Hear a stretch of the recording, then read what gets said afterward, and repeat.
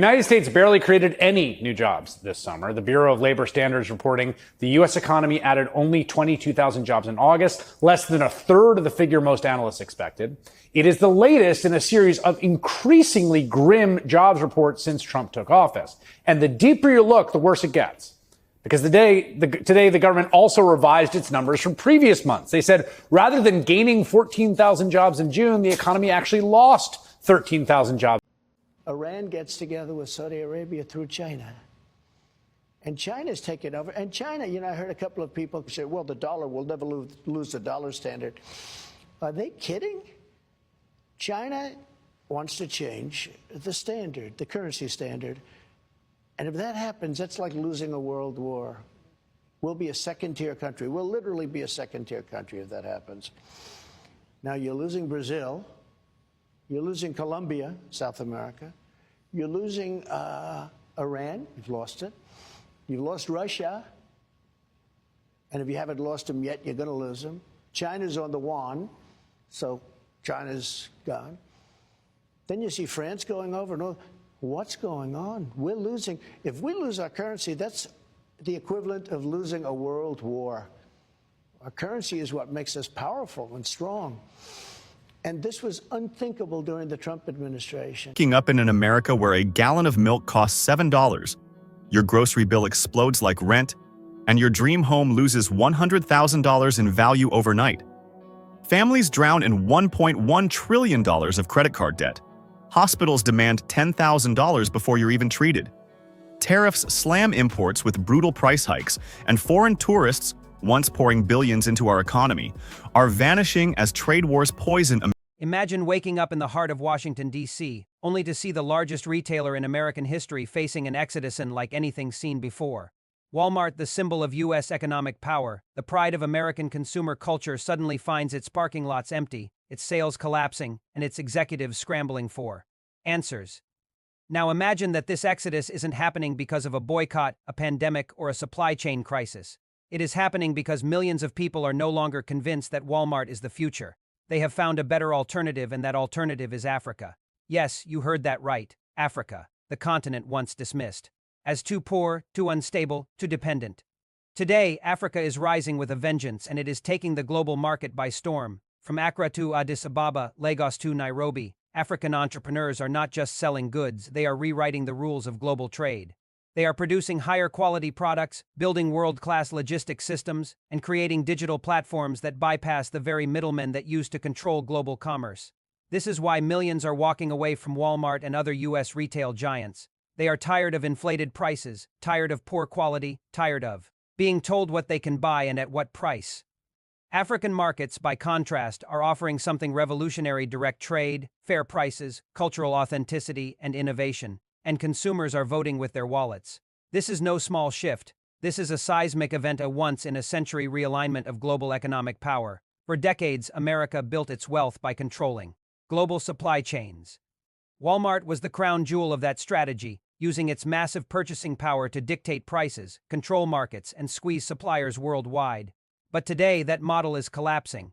African nations are refusing to play the old game. They are building their own processing plants, their own distribution networks, and their own e-commerce platforms. And for the first time in history, they are keeping profits on African soil.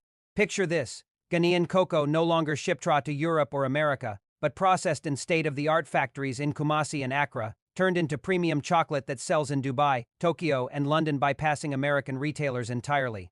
Nigerian textiles no longer exported as cheap cotton, but turned into fashion brands that dominate international runways. Kenyan avocados, Tanzanian cashews, South African wines, all moving through African-controlled supply chains that lock U.S. middlemen out. And the numbers are staggering. In just the past 3 years, African exports of value-added goods have skyrocketed by over 60%. Foreign direct investment into African manufacturing hubs has broken records. The African Continental Free Trade Area is creating the largest single market on Earth, with 1.4 billion people trading with each other and the world on their own terms. This is what Washington fears and what Walmart cannot stop. Because this is not just about goods and services. This is about influence, about who sets the rules of the global economy. And right now, the rules are being rewritten in Africa. The U.S. government is already panicking. Lawmakers are calling emergency hearings, think tanks are publishing frantic reports, and corporate lobbyists are begging for new trade deals to regain access to African markets. But it may be too late. Africa has options now: China, India, Brazil, Russia, and it is using them strategically to build leverage. This is why millions leaving Walmart is such a big deal, because it's not just a story about where people shop, it's a story about where the world is headed. A world in which Africa is not a supplier of cheap raw materials, but a producer of wealth, culture, and technology that competes head-to-head with America. And here's the truth: this is only the beginning. What we are seeing is the birth of a new economic order, one that puts Africa at the center. For Walmart, for Washington, for Wall Street, this is a nightmare. But for Africa, it is a dream finally coming true. The winds of global commerce are shifting, and this time they are blowing straight toward Africa. What was once thought impossible is now unfolding right before our eyes. Millions of people are walking away from U.S. retail giants like Walmart, and they are turning their gaze to Africa's rising markets. This is not just an economic adjustment. This is not just a matter of new trade routes. This is a tectonic shift, a global rebalancing of power, wealth, and opportunity. For decades, Walmart stood as the towering symbol of U.S. consumer dominance: 11,000 stores worldwide, hundreds of billions of dollars in revenue, a giant that crushed competition and dictated supply chains. Its model was simple: sell cheap, sell everywhere, dominate markets. But something has gone terribly wrong for the American retail giant. The very consumers it relied on, not just in the U.S., but around the world, are abandoning it in droves. And they are not just abandoning Walmart, they are embracing Africa's fast-growing marketplace. Why? Because Africa is no longer the place where raw materials are shipped away and cheap products are dumped. Africa is becoming the place where wealth is created, where innovation is happening, where the future is being built. From Lagos to Nairobi, from Accra to Addis Ababa, bustling new markets are popping up, markets that are digital, modern, and surprisingly competitive. Africa's young population, over 1.3 billion people, 70% of them under the age of 30, has become the engine of a new economy that is refusing to be merely a consumer of Western goods. Instead of buying into Walmart's global machine, Africa is creating its own supply chains, its own brands, its own ecosystems. Platforms like Jumia, Takealot, and dozens of smaller competitors are transforming shopping into a homegrown revolution.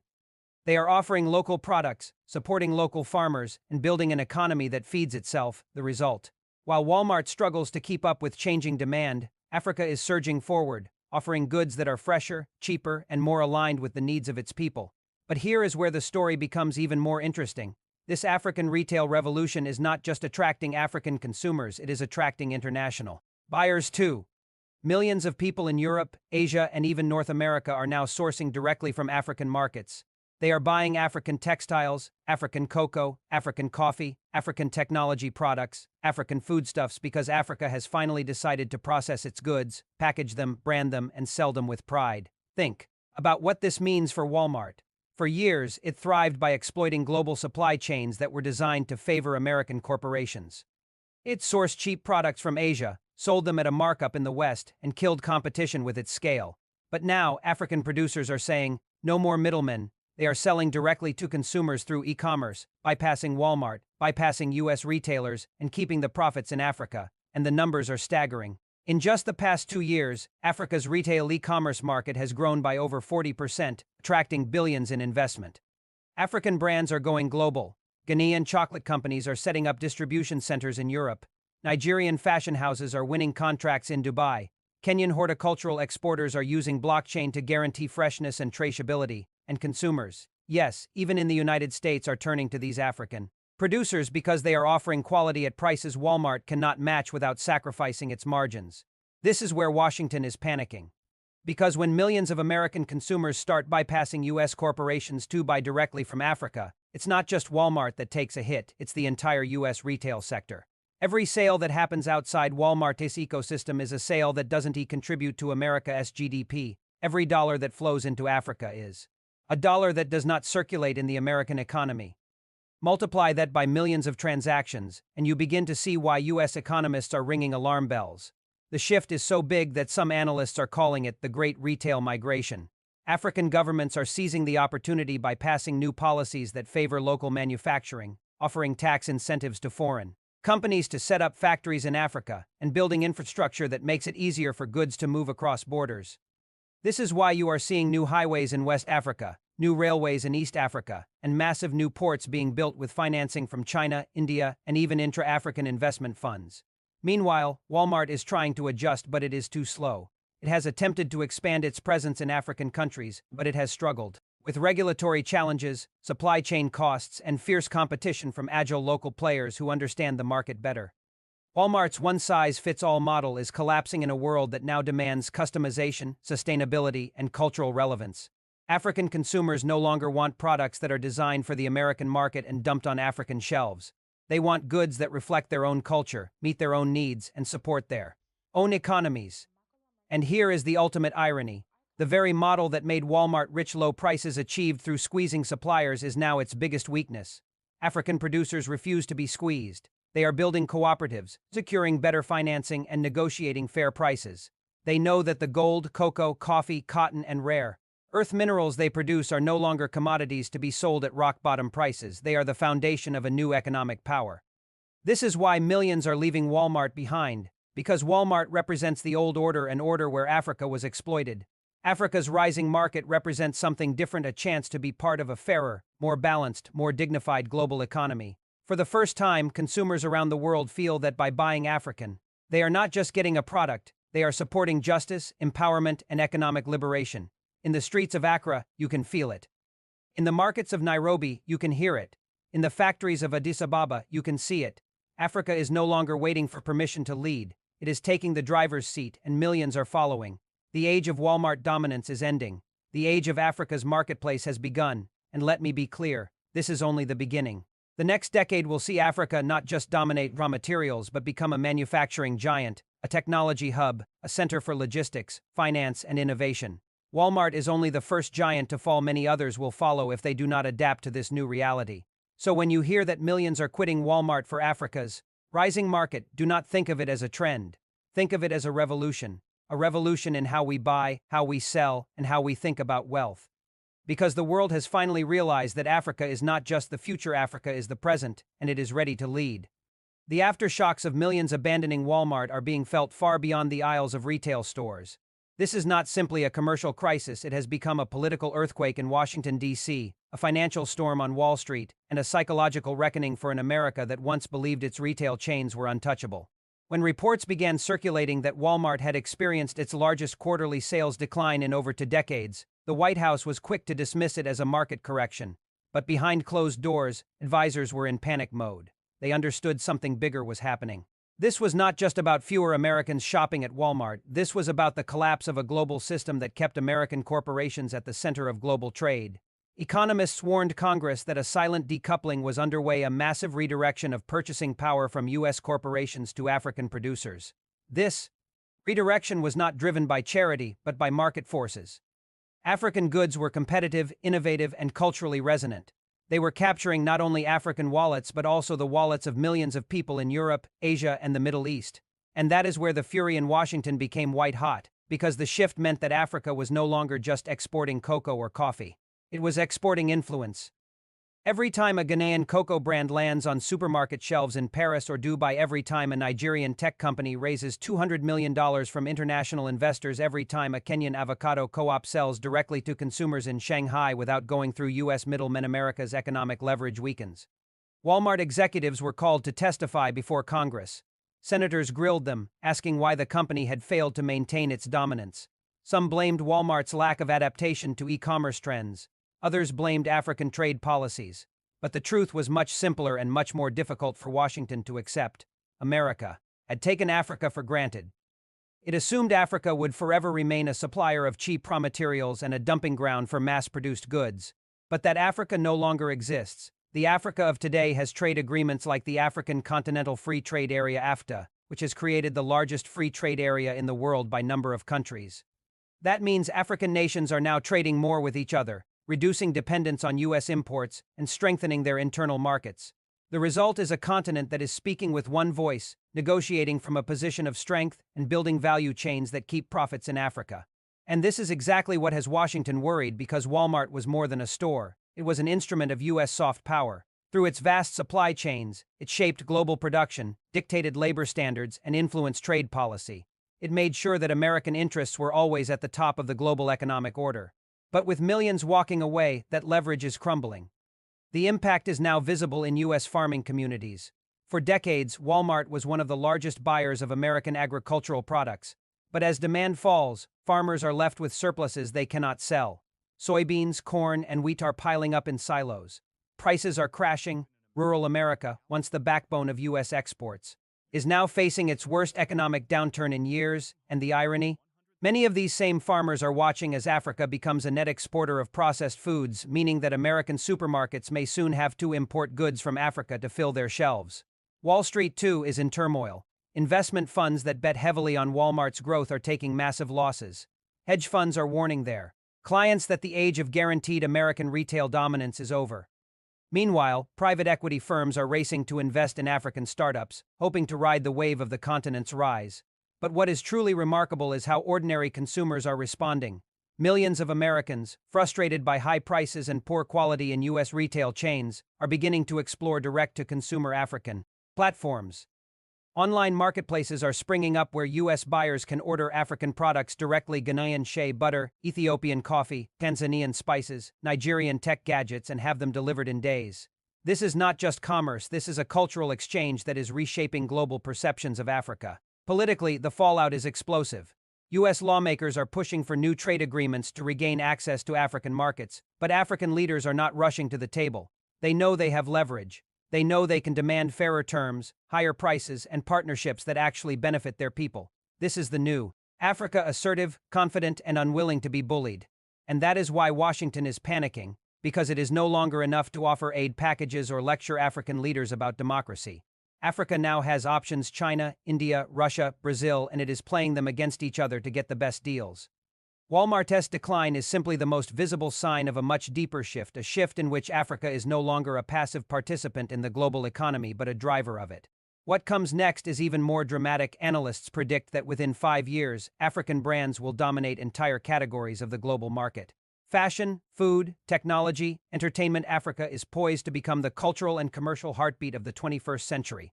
Walmart, once the symbol of U.S. consumer culture, will either have to completely reinvent itself or watch as its empire slowly collapses. For Africa, this is vindication. For centuries, the continent was stripped of its wealth, its people, and its dignity. Today, it is reclaiming all three. The fact that millions are choosing African markets over Walmart is not just a business decision, it is a statement. A statement that the old order is dead and a new order has arrived. This is why Washington is furious. This is why Walmart executives are sweating. This is why Wall Street is panicking. And this is why Africa is celebrating. Because what we are witnessing is not just the fall of a retailer, it is the rise of a continent. This is where we are, my friends, standing at the crossroads of history. Walmart, once the face of American retail dominance, is watching millions of its loyal customers walk away. But they aren't walking away aimlessly, they are walking toward something better. They are walking toward Africa.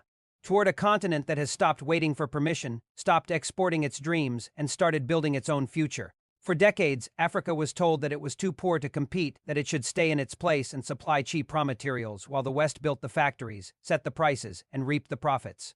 But those days are over. Today, Africa is not just supplying the raw materials, it is refining them, branding them, and selling them back to the world at premium prices. And the world is buying. This is not just an economic story, this is a cultural revolution. When a shopper in New York chooses a Ghanaian chocolate bar over an American one, when a family in Paris buys Nigerian textiles instead of mass-produced American fashion, when millions of people choose African-grown food over U.S. agribusiness, that is not just a transaction, that is a statement, that is a vote for a fairer, freer, and more balanced world. The message to Washington and Wall Street could not be louder. The monopoly is over. Africa will no longer be exploited. Africa will no longer be lectured. Africa will no longer be left out of the table where decisions are made. Africa has built its own table and the world is coming to sit at it. So where does this leave the United States? It leaves it with a choice. America can keep fighting this wave, keep pressuring African nations, keep trying to control markets it no longer owns and watch itself grow more isolated, or it can finally recognize Africa as an equal partner, not a resource pit, and build a future based on respect, fairness, and shared prosperity. But no matter what America chooses, Africa is moving forward. The trains have left the station, the factories are running, the markets are thriving, and the people are unstoppable. The millions leaving Walmart are not just leaving a store, they are leaving a system that failed them, and they are joining a movement that is bigger than any retailer, bigger than any government, the movement of a continent rising to claim its destiny. This is the moment. This is the turning point, and the world will never look the same again.